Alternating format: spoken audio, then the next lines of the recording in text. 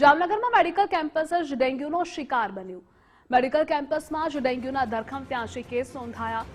જનતાની સારવાર કરનારા વિદ્યાર્થીઓ ખુદ દર્દી બન્યા।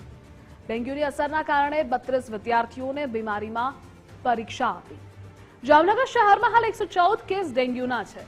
આડેધડ બાંધકામ અને તોડકામના કારણે મચ્છરોનો ઉપદ્રવ પણ વધી રહ્યો છે।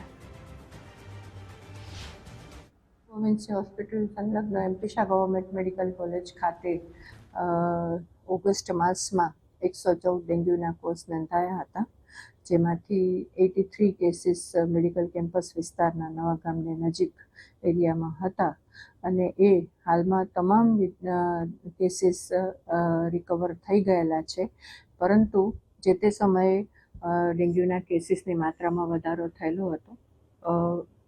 લગભગ 20 જૂનથી ડેન્ગ્યુની ચિંતાને કારણે અમોએ તાકેદારીના પગલાં લેવાના શરૂ કરી દીધેલા હતા। તો અમારી ટીમો દ્વારા સતત લોકોને આ પ્રકારની આરોગ્યની સમજણ આપવામાં આવે છે અને એ પ્રમાણે પોતાના ઘરમાં ખાસ કરીને ખુલ્લા પાણીના પાત્રોની વ્યવસ્થિત સફાઈ થાય અને અથવા તો એના હવાચુસ્ત ઢાંકણાથી એને પેક રાખે, એ રીતના અમારા આરોગ્ય શિક્ષણથી કામગીરી કરવામાં આવે છે।